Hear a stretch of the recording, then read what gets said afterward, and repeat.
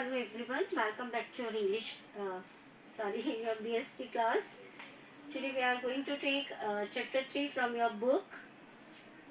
Regarding chapter 1 and 2, if there is any trouble, you can ask me. Is there any trouble regarding chapter 1 and 2? No. Okay, fine. So everybody is getting things easily? Okay, fine. So today we are going to take another chapter from our book, that is chapter 3, Private, Public and Global Enterprises. So have you any idea of it कि क्या हम बात कर रहे हैं? What is private, public and global? What does it mean? What is the meaning of global?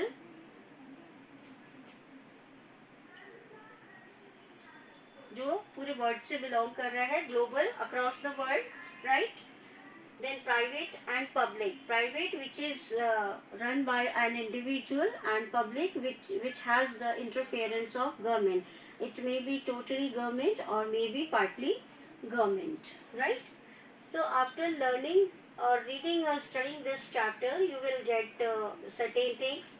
Explain the concept and characteristics of business. You will come to know about the concept and characteristics, आपके business की जो भी characteristics हैं कि किस किस तरीके के बिजनेस है. Already you have done it in the forms of business organisation.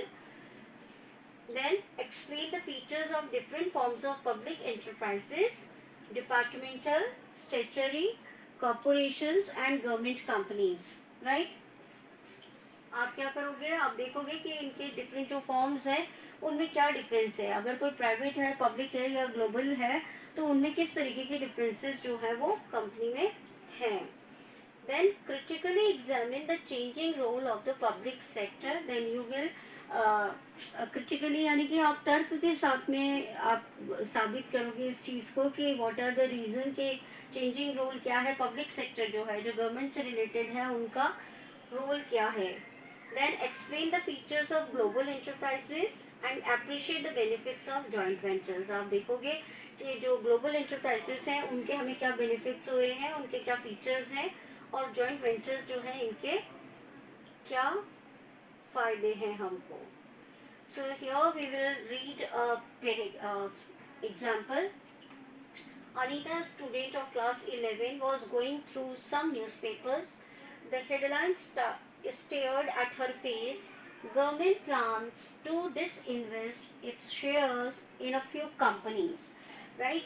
तो यहाँ पर जब इसको जब न्यूज़पेपर पढ़ रही है वो, तो उसकी निगाह जो है वो एक उस पे न्यूज़ पे जो आकर के रुक जाती है, जिसमें कि आपको क्या बोला जा रहा है कि गवर्नमेंट जो है उसने कुछ कंपनीज में इन्वेस्ट करने के लिए उन्होंने मना कर दिया है, यानी कि the government is not going to invest. Right. The next day, there was another news item on one public sector company incurring heavy losses and the proposal for closing the same. Next day फिर से एक news आ रही है and she come to know कि एक जो company है, public company जो है, उसमें एक बहुत बड़ा लॉस लगा है और उस कंपनी को क्या किया जा रहा है, बंद किया जा रहा है. In contrast of this, she read another item on how some of the companies under the private sector were doing disinvestment, doing so well. She was actually curious to know what these terms like public sector, disinvestment, privatization meant. उसके बाद में फिर वो दूसरी तरफ एक और news देखती है, जिसमें कि देख रही है कि कुछ कंपनियां जो कि प्राइवेट सेक्टर से हैं वो बहुत अच्छा कर रही हैं. पहले आ गया कि वो गवर्नमेंट ने उसमें शेयर नहीं उसके निकाल रहे हैं, शेयर इन्वाइट नहीं कर रहे हैं. सेकेंड में आ गया कि कंपनी को लॉस लगा है, पब्लिक कंपनी को, और वो बंद कर दी गई है. अनदर हैंड पे देख रहे हैं कि प्राइवेट कंपनियां जो है वो बहुत अच्छा वर्क कर रही हैं. Then Anita is confuse regarding the terms. अब अनीता को कुछ चीज़ें जो है वो कंफ्यूज कर रही हैं. She is not capable to understand what does mean public sector, disinvestment क्या है, privatization का meaning क्या है. So she is confused कि ये क्या चीज़ें हैं और ये किस तरीके से वर्क कर रही हैं. She learnt there are all kinds of business organizations, small or large, industrial or trading, privately owned by or government owned, existing in our country.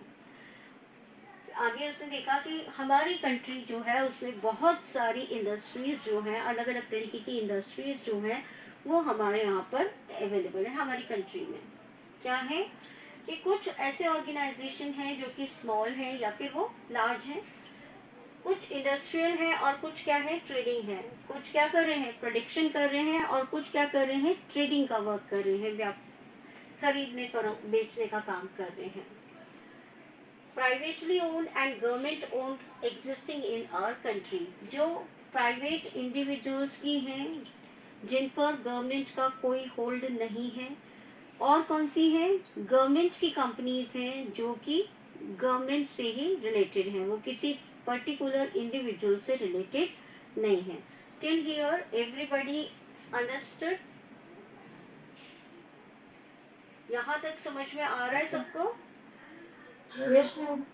Okay. These organizations affect our daily economic life and therefore become part of the Indian economy. Now they are saying कि ठीक है, चाहे से वो public sector हो या फिर वो प्राइवेट सेक्टर हो, आपको क्या करना है, हमें क्या करना है कि कोई कंपनी क्या कर रही है या क्या नहीं कर रही है। But as these company belongs to us, ये हमारे से किसी न किसी तरीके से रिलेटेड हैं। ठीक है, किस तरीके से कि ये हमारी डेली इकोनॉमिक लाइफ जो है उसको क्या करती है, इफेक्ट करती है। तो इस वजह से ये हमारी इंडियन इकोनॉमी का एक मेन पार्ट है। एवरीबडी नोज कि जब हम कुछ पैसा खर्च करते हैं या फिर कोई प्रॉफिट गेन करता है तो ये सारी चीज़ें किस पे इफेक्ट करती हैं, हमारी इंडियन इकोनॉमी यानी कि हमारी कंट्री की इकोनॉमी पे इफेक्ट करती हैं। ये जितना भी पैसे से मॉनेटरी जो लेन देन किया जाता है वो लेन देन जो है वो क्या करता है, हमारी इकोनॉमी को इफेक्ट करता ही है।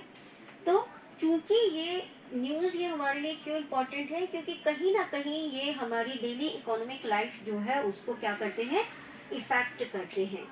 Since the Indian economy consist of both privately owned and government owned business enterprises, इसीलिए कहा जाता है कि हमारी जो कंट्री है, हमारी जो इकोनॉमी है वो क्या है, दोनों से मिलकर के बनी है। प्राइवेटली ओन कंपनी जो है वो भी इकोनॉमी का एक बड़ा हिस्सा है, और दूसरा अदर हैंड आपकी जो गवर्नमेंट ओन बिजनेस एंटरप्राइजेस हैं वो भी हमारी कंट्री की इकोनॉमी को बहुत इफेक्ट कर रहे हैं। Right, it is known as a mixed economy, और इसीलिए इसको क्या कहा जा रहा है, मिक्स्ड इकोनॉमी कहा जा रहा है।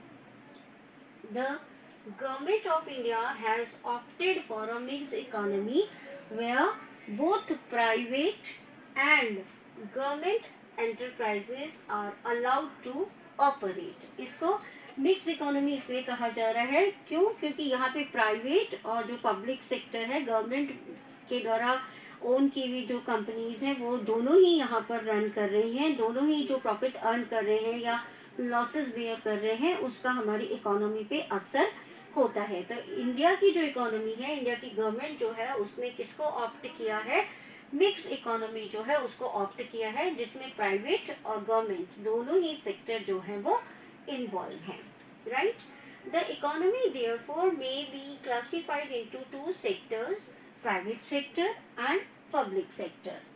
Then there are business which operate in more than one country known as global enterprises। अब क्या हो गया, आपने पढ़ लिया कि आपके प्राइवेट ओनर्स हैं और गवर्नमेंट जो है वो गवर्नमेंट की कंपनीज जो है वो रन कर रही हैं जिसमें गवर्नमेंट के द्वारा चलाई जा रही हैं। अब तीसरी चीज आप क्या देख रहे हो, third thing is that global enterprises. तो ग्लोबल एंटरप्राइजेस किसको जाना जा रहा है, which operate in more than one country। ऐसे बिजनेसेस जो कि एक से ज्यादा कंट्री में ऑपरेट किए जा रहे हैं is known as global enterprises, यानी कि उनको वर्ल्ड वाइडली लिया जा रहा है, वो केवल इंडिया में या फिर चाइना में या फिर ब्रिटेन में नहीं है, वर्ल्ड वाइड है। एक से ज्यादा कंट्री में ऐसे बिजनेस जो है वो किए जा रहे हैं। Right, therefore you may have observed that all types of organizations are doing business in the country, whether they are public, private or global. Now you understand कि हमारी जो कंट्री है उसकी मिक्स्ड इकोनॉमी है. यहाँ पर प्राइवेटली ओन्ड कंपनीज जो है वो भी रन कर रही हैं और गवर्नमेंट की जो कंपनीज हैं वो भी रन कर रही हैं. सेकेंड थिंग इज, एक से ज़्यादा कंट्री में जो लोग बिजनेस कर रहे हैं, these industries businesses are known as global enterprises. यानी कि पूरे वर्ल्ड में वो बिजनेस किया जा रहा है. ज़रूरी नहीं है कि वो एक कंट्री से या दो कंट्री से बिलोंग करता हो. इस तरीके से हम क्या देख रहे हैं कि हमारी कंट्री जो है उसमें अलग अलग ऑर्गेनाइजेशन जो है वो आप देख सकते हो, चाहे वो पब्लिक हो, चाहे वो प्राइवेट हो या फिर वो ग्लोबल हो. Correct? This much everybody understand this much? Yes, ma'am. Yes. Okay. Now, if I ask you what is a private company, then what you will answer in just a manner. क्या एक बिल्कुल एक normally बताइए, what is private company which is owned or run by? Individual. Exactly, which is run by an individual, right? And what is a public company? Anyone else? Public company is a government hold company. And third one is global enterprises, in which a business is run in not only in, yes, Country but in world. exactly, not only in one country, it belongs to other countries also. वो business जो है वो दूसरे countries में भी run कर रहा है, right? Now here is introduction. अभी आपने केवल एक एग्जाम्पल पढ़ा था जिसमें कि आपने देखा कि किस तरीके से मार्केट में अगर लॉस हो रहा है तो कंपनी को बंद कर दिया जा रहा है, किस तरीके से जो शेयर्स हैं वो स्टॉप किए जा रहे हैं, उनमें इन्वेस्टमेंट नहीं किया जा रहा है. दूसरी और अगर देख रहे हो तो आप क्या कर रहे हो, कुछ प्राइवेट कंपनियां हैं जो बहुत ज़्यादा ग्रो कर रही हैं, राइट? तो इस तरीके से आपने पता लगाया कि there are different kind of companies, enterprises are there, जो कि कैसे हैं, प्राइवेट हैं, पब्लिक हैं और कैसे हैं, ग्लोबल हैं. Now here is a introduction. You must have come across all types of business organization in your daily life. In your neighborhood market, there are shops owned by sole proprietors. Earlier you have read what are sole proprietors. आपने देखा है कि आपके जो neighbourhood है उसमें अलग अलग छोटी छोटी शॉप्स जो है वो बनी हुई हैं और आपके जो वहाँ के लोकल लोग हैं वो उसको रन कर रहे हैं. Only one person is running the shop और business, right? Owned by sole proprietors or big retail organizations run by a company.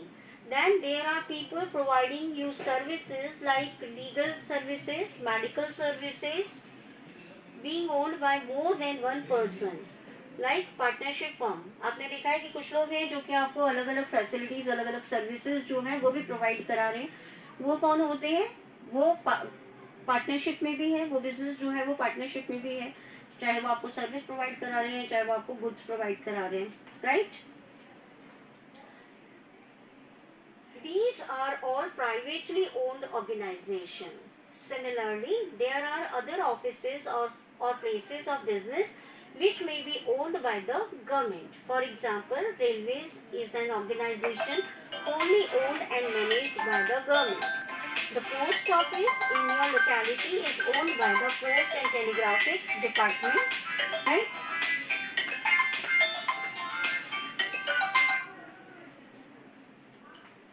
So you can understand, आपने देख लिया कि एक तरफ तो क्या है, आपके नेबरहुड में कुछ बिजनेसेस हैं या शॉप्स हैं, छोटी शॉप्स हैं जिनको कि आप देखते हो, जहाँ से कि आप डेली की खरीद फरोख्त या चीज़ें खरीद सकते हो या फिर वहाँ आप चीज़ें बेच सकते हो, ठीक है? दूसरा आपने देख लिया कि कुछ बड़ी ऑर्गेनाइजेशंस हैं जो कि किसमें है, पार्टनरशिप में है. Already you have read it in your chapter 2. अब आपने देखा कि इनके साथ साथ कुछ अलग ऑफिसेज भी हैं जो कि किससे बिलोंग करते हैं, पब्लिक सेक्टर से बिलोंग करते हैं, यानी कि वो गवर्नमेंट से बिलोंग करते हैं. ये तो कोई भी एक नॉर्मल आदमी जो है पार्टनरशिप में या फिर सोल प्रोप्राइटरशिप में अपना बिजनेस रन कर रहा है. लेकिन ऑन द अदर हैंड आप क्या देख रहे हो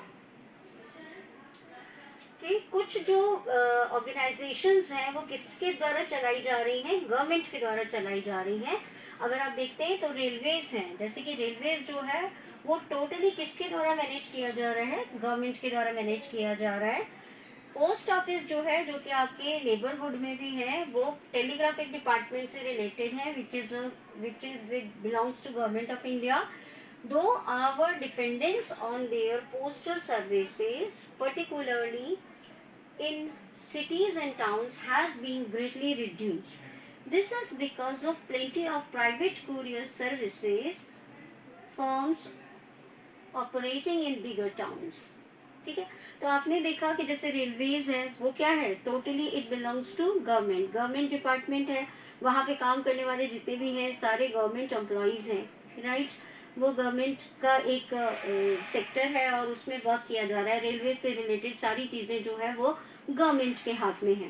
दूसरा आप देखते हो आपके नेबरहुड में क्या है, पोस्ट ऑफिस है। पोस्ट ऑफिस जो है वो आपकी टेलीग्राफिक डिपार्टमेंट जो है, टेलीग्राफ डिपार्टमेंट जो है उस टेलीग्राफ डिपार्टमेंट से बिलोंग करता है। पर आपने देखा है कि धीरे धीरे जो आपकी पोस्ट ऑफिस है वहाँ पे ना तो आप लेटर ड्रॉप करने के लिए जा रहे हैं, ना ही पोस्टमैन जो है वो आपके घर पे कोई लेटर लेकर के आ रहा है। ऐसा क्यों हो रहा है, क्योंकि किन्हीं रीजंस की वजह से, कुछ रीजंस की वजह से ये किसके हाथ में, पोस्ट ऑफिस तो रन कर रहा है, जो टेलीग्राफ डिपार्टमेंट है गवर्नमेंट का वो तो पोस्ट ऑफिस रन कर रहे हैं, लेकिन क्या हो रहा है, बहुत सारे प्राइवेट कुरियर सर्विसेज जो है, इस तरीके की फर्म्स जो कि प्राइवेटली वर्क कर रही हैं आज हमारे पास में मार्केट में अवेलेबल है। हमारी कंट्री में ऐसे बहुत से प्राइवेट कुरियर्स जो है वो हमारे पास में अवेलेबल है, जिसकी वजह से यहाँ पर ये जो पोस्ट ऑफिस है इनकी इम्पोर्टेंस जो है वो थोड़ी कम हो गई है, right. Then there are businesses which operate in more than one country known as global enterprises. Therefore, you may have observed that all types of organization are doing business in the country, whether they are public, private or global. फिर उसके अलावा बहुत सारी ऐसी companies भी हैं जिनके न केवल इंडिया में बल्कि दूसरी कंट्रीज जो है वहाँ पर भी उनके बिजनेस रन कर रहे हैं, राइट। तो आपने देख लिया कि किस तरीके से एक इंडिविजुअल जो है वो आपके नेबरहुड में बिजनेस चला रहा है या थोड़ा हायर लेवल पे एज ए पार्टनरशिप वो बिजनेस कर रहे हैं। सेकेंड थिंग आपने देखी, कुछ ऑफिसेज ऐसे हैं जो गवर्नमेंट से बिलोंग कर रहे हैं, जो कि गवर्नमेंट ऑफिसेज हैं, लाइक टेलीग्राफ या फिर आपका रेलवेज, ठीक है। तो यहाँ पर जितने भी एम्प्लॉयज़ हैं वो गवर्नमेंट एम्प्लॉयज़ हैं और गवर्नमेंट के ऑब्जर्वेशन में यहाँ पे वर्क हो रहे हैं। और थर्ड थिंग जो आपकी आती है वो क्या आती है, आपकी ग्लोबल एंटरप्राइजेज, यानी कि न केवल इंडिया में बल्कि दूसरे कंट्रीज जो है वहाँ पर भी उनका बिजनेस जो है वो रन कर रहा है। Is this clear? Yes, ma'am. Is this clear, Varun and Anshul? Yes, ma'am. Are you listening? You are taking class? Yes, ma'am. Okay, then it comes private sector and public sector. अब individually आप देख रहे हो, अभी आपने केवल एक introduction देख लिया कि इंडियन इकोनॉमी जो है वो मिक्स इकोनॉमी है, किस तरीके से यहाँ पे पर्टिकुलर इंडिविजुअल जो है वो भी बिजनेस रन कर रहे हैं। उसके साथ साथ गवर्नमेंट जो है उनके भी बहुत सारे डिपार्टमेंट्स हैं यहाँ पे, वो भी इसमें इन्वॉल्व है।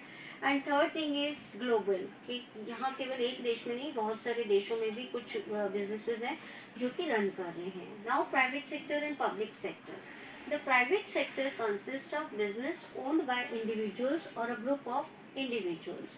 Group of individuals में क्या देख सकते हो आप, अगर आप देखते हैं individual then it comes sole proprietorship, और अगर आप देखते हो कि ग्रुप ऑफ इंडिविजुअल्स हैं तो वहाँ कौन से बिजनेस हैं, कौन सी फॉर्म ऑफ बिजनेस है। You have read earlier in chapter 2 जिसमें दो, Partnership, very good, partnership and company, exactly, and also cooperative societies. cooperative society. Good, Right. good. As you learnt in the previous chapter, the various forms of organization are sole proprietorship, partnership, joint Hindu family, cooperative and company. Right? Private, public and global enterprises. The public sector consists of various organizations owned and managed by the government. यहाँ पर साफ लिखा हुआ है कि जो public है वो कौन से हैं, पब्लिक सेक्टर जो है आपका वो कौन सा है, जिसमें कि बिजनेस जो है वो किसके द्वारा रन किया जा रहा है, किसके द्वारा मैनेज किया जा रहा है, by the government. These organizations may either be partly or wholly owned by the central or state government. As you all know, there are two kinds of governments. One is central government and one is state government. तो जो state की government है वो क्या हो गई आपकी state government हो गई, और जो आपकी सेंट्रल की जो गवर्नमेंट है वो क्या हो गई सेंट्रल की गवर्नमेंट हो गई. तो आप देखते हो कि कई बार ऐसा होता है कि कुछ बिजनेस ऐसे हैं जिनमें कई बार पार्टली भी इनका इंक्लूड होते हैं, मतलब पार्टली भी ये इन्वॉल्व होते हैं, जिसमें कि स्टेट गवर्नमेंट या फिर आपकी सेंट्रल की गवर्नमेंट जो है वो पार्टली इन्वॉल्व होती है. They may also be a part of the ministry or come into existence or by a special act of the parliament. The government through these enterprises participates in the economic activities of the country. अब क्या हो रहा है यहाँ पर इस तरीके से जब गवर्नमेंट इसमें या तो पार्टली इन्वॉल्व है या फिर टोटली अगर गवर्नमेंट इन्वॉल्व है, गवर्नमेंट के द्वारा पब्लिक सेक्टर में बिजनेस रन किया जा रहा है, तो इनडायरेक्टली और डायरेक्टली ये किस तरीके से इकोनॉमी जो है उसमें इन्वॉल्व होती है, हमारी इकोनॉमिक एक्टिविटीज में इनका इन्वॉल्वमेंट होता है. Right. The government in its industrial policy resolutions from time to time defines the area of activities in which the private sector and public sectors are allowed to operate. Government जो है वो time time पर अपने act जो हैं, अपने जो laws हैं वो निकालते रहते हैं और वो बताते रहते हैं कि कौन से एरिया में किस तरीके से वर्क किया जा रहा है. Either the activity is a public activity और अ प्राइवेट सेक्टर. ठीक है. तो गवर्नमेंट जो है वो अपने जो लॉज हैं उनको इस तरीके से अपडेट करती रहती है कि कौन सा बिजनेस जो है वो प्राइवेट सेक्टर में आ रहा है और कौन सा बिजनेस है जो कि आपके पब्लिक सेक्टर में आ रहा है. This much is clear to everyone? Yes, ma'am. Anshul and Varun, are you getting it? Yes, ma'am. Okay. Is there any problem till here? यहाँ तक किसी को कोई प्रॉब्लम है? No, ma'am. Okay. In the Industrial Policy Resolution 1948, the Government of India had specified the approach towards development of the industrial sector. Industrial sector जो है उसके development को देखा गया कि इंडिया कंट्री जो है वो डेवलप होनी चाहिए. ठीक है. The roles of the private and public sector were clearly defined and the government through various acts and regulations was observing the economic activities of the both private and public sector. 1948 का जो आपका law आया, आपका जो act बनाया गया, उसके according देखा गया कि कौन कौन सी कंपनी है जो कि प्राइवेट सेक्टर में वर्क कर रही है या फिर पब्लिक सेक्टर में वर्क कर रही है. Right.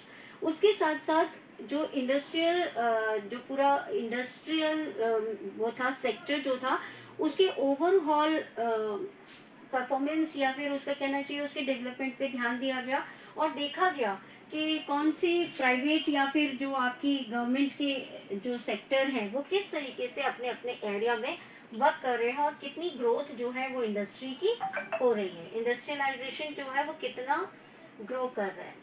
The public sector was given a lot of importance, but the same time mutual dependency of public and private sectors was emphasized. Am I reading at perfect place? No. We were here.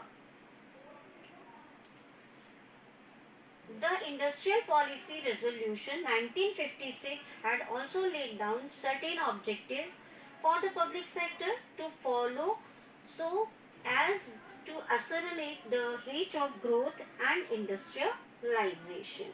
ठीक है. अब यहाँ पर क्या किया गया 1956 में जो आपका लॉ आया आपका उसने भी क्या किया, जो रेजोल्यूशन पॉलिसीज आई उन्होंने भी क्या किया, उन्होंने देखा कि किस तरीके से पब्लिक सेक्टर जो है उसको फॉलो अप किया जाए जिससे कि इनकी ग्रोथ हो. राइट.